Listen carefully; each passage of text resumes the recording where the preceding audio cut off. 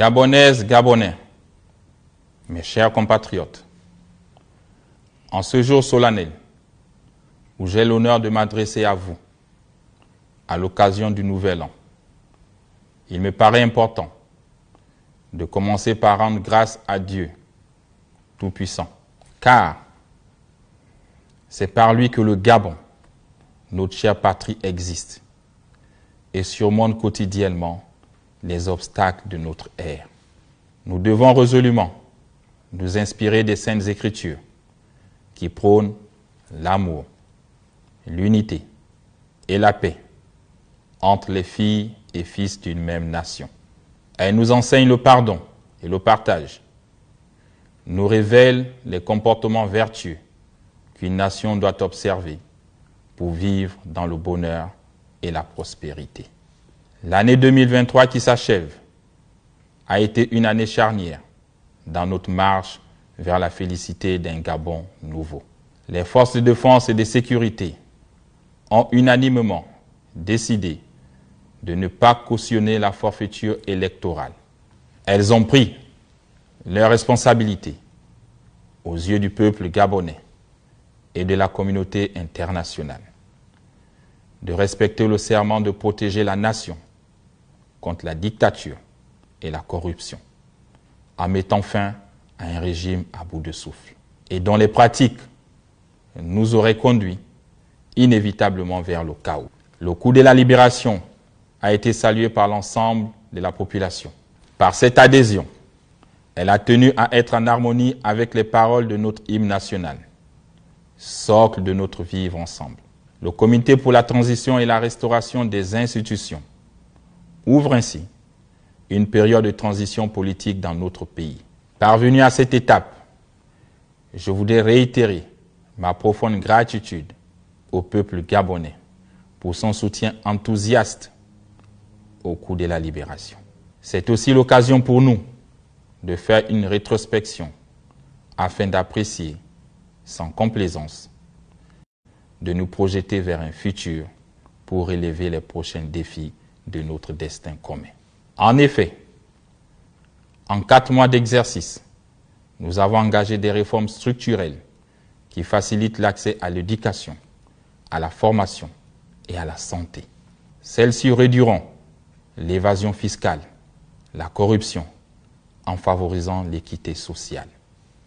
J'ai pris la responsabilité de restituer le Fonds gabonais d'investissement stratégique au ministère de l'économie et mettre fin à la délivrance des visas d'opportunité par la présidence de la République, dans le but d'apporter plus de transparence au sommet de l'État. En 4 mois, la dette du Gabon a été payée et sa crédibilité auprès des bailleurs de fonds restaurée. En seulement 4 mois, nous avons remis le pays au travail et lancé les travaux de voirie dans les grandes villes. À ce jour, ce sont 421 km de routes qui ont été revêtues en bitume, en béton bitumineux et en pavé. En seulement 4 mois, nous avons mis à disposition 8 900 postes budgétaires au profit des enseignants, des personnels de santé, des professionnels des médias publics et des forces de défense et de sécurité. De même, nous avons levé le gel sur les recrutements, des avancements, des reclassements et relancé les concours d'entrée dans les grandes écoles. Nous avons opté pour la préférence nationale dans l'attribution des marchés publics inférieurs ou égales à 150 millions de francs CFA. En seulement 4 mois, nous avons considérablement réduit le train de vie de l'État. Ces efforts se sont matérialisés par le renoncement de mon salaire de président de la République, la réduction de l'effectif des membres du gouvernement, la réduction des salaires des parlementaires et de leur nombre, et par une meilleure maîtrise de la dépense publique. L'accent doit être mis sur le quotidien des Gabonais. Nous avons la responsabilité d'apporter plus de richesse dans ces familles gabonaises. Les Gabonais méritent une plus grande considération et aspirent à un mieux-être. Et ma responsabilité en tant que président de la République, est de veiller au bien-être des populations gabonaises. C'est pourquoi j'instruis le ministre du Pétrole et du Gaz de prendre toutes les dispositions administratives et techniques nécessaires afin qu'à compter du 1er janvier 2024, le prix du gaz en République gabonaise soit revu à la baisse. Gabonaises, Gabonais, mes chers compatriotes, notre nation doit être le reflet de la multitude d'ethnies, de tribus, de dialectes et de groupes ethno-linguistiques qui la composent. En parcourant nos différentes provinces, j'ai compris que notre histoire est profondément inscrite dans nos gènes. Notre nation est plus que la somme de ses différences. Et à partir de plusieurs, nous ne sommes que un. Notre combat fondamental est de consolider notre vivre ensemble. Et cela passe résolument par un changement de paradigme. Pensons Gabon d'abord. Pensons à la communauté et à ce qui nous rassemble, avant d'œuvrer pour nos intérêts individualistes. Gabonais, Gabonaises, mes chers compatriotes, nous ne pouvons pas tout faire dans les 100 premiers jours, ni dans les 1000 premiers, ni même pendant toute la durée de la transition, voire même pendant toute notre vie sur Terre. Mais nous pouvons commencer. Commençons par la restauration des institutions. Pour ce faire, 2 choses sont essentielles. Le dialogue national, qui sera convoqué dans les prochains mois, et la nouvelle constitution, qui sera élaborée par la constituante et adoptée par voie référendaire. En prévision du dialogue national, et parce que la vie et la participation de tous sont nécessaires, un appel à contribution citoyenne a été lancé. Je me réjouis du grand nombre des contributions reçues. Cela témoigne de la vitalité, de la réflexion des Gabonaises et des Gabonais. Ainsi, l'envie brûlante de tous de participer à la construction de l'édifice Gabon. Mon ambition est de faire du Gabon un pays modèle, dans tous les sens du terme et dans tous les domaines possibles. C'est pourquoi, en harmonie avec l'ordre des architectes gabonais, nous avons envisagé la construction de la ville éblouissante et fière, qui respectera les normes environnementales et sera digne des plus grandes capitales modernes. En attendant la matérialisation de ce projet, le gouvernement poursuivra le programme de construction de logements sociaux adaptés aux réalités des Gabonais et mènera à terme ceux inachevés. J'ai instruit le gouvernement de poursuivre l'extension et le développement du réseau routier national par la réhabilitation de l'existant et la construction de nouvelles routes.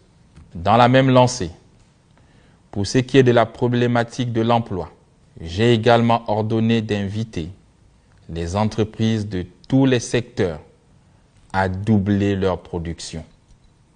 Ainsi, elles pourront augmenter leur capacité à recruter.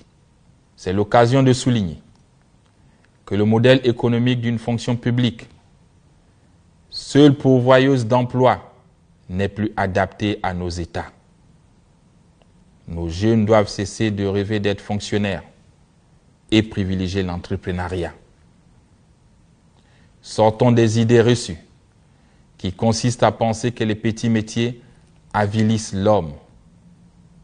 Au contraire, ce sont eux qui portent la société vers la croissance et le développement.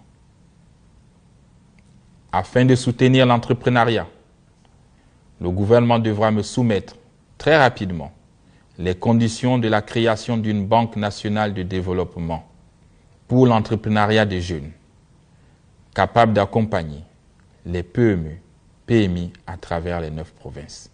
Peuple gabonais, dans l'optique d'augmenter nos recettes, nous avons décidé de faire valoir les droits de préemption de l'État pour le rachat de la société pétrolière Assala. C'est un acte de grande portée nationale qui permettra à la République de marquer sa souveraineté dans le secteur pétrolier, poumon de notre économie. De même, j'ai instruit le chef du gouvernement de mener une réflexion sur les conditions d'application de la taxe sur la contribution foncière unique. Celle-ci permettra de financer le développement des collectivités locales. Et je voudrais particulièrement m'adresser à mes pères, mes mères, mes aînés, qui ont été admis à faire valoir leur droit à la retraite. Je suis témoin des difficultés auxquelles vous êtes confrontés au quotidien. Et je prends l'engagement de commencer à payer les rappels de vos pensions d'ici le mois de février 2024. L'envol que nous voulons pour notre pays nous commande la création d'une nouvelle compagnie aérienne nationale et d'un nouvel aéroport à Andem. Pour ce faire, les études techniques de ces projets sont en cours. Par anticipation, le gouvernement mènera des travaux d'extension et de mise aux normes de toutes les pistes aéroportuaires de l'intérieur du pays. À ce titre, j'annonce que les aéroports de Makoko et d'Oyem seront les étapes de départ de ce projet de restauration. Mes chers compatriotes, j'entends faire de la promotion des droits de l'homme un axe majeur de cette transition. Je veux œuvrer à construire un Gabon sans distinction de race, de sexe, de nationalité, de langue ou de religion. C'est pourquoi l'année 2024 qui commence sera placée sous le sceau d'une prospérité partagée et d'une plus grande humanité. Aussi, j'envisage la libération de 1000 prisonniers sous les conditions prévues par la loi. Par ailleurs, la protection des biens et des personnes restera une de mes préoccupations majeures. J'attends des forces de défense et de sécurité qu'elles soient responsables au service du peuple et de la paix, comme elles l'ont été le 30 août dernier. Gabonaises, Gabonais, mes chers compatriotes, je voudrais vous adresser chaleureusement mes vœux de bonheur, de paix, de santé, de prospérité et de longévité. Puisse l'Éternel notre Dieu, le Très-Haut, le Maître des temps et des circonstances, dans sa grande et profonde bonté, continuer de veiller sur notre cher pays, le Gabon. Bonne et heureuse année 2024. Peuple gabonais, unis dans la concorde, c'est enfin notre essor vers la félicité. Honneur et fidélité à la patrie, je vous remercie.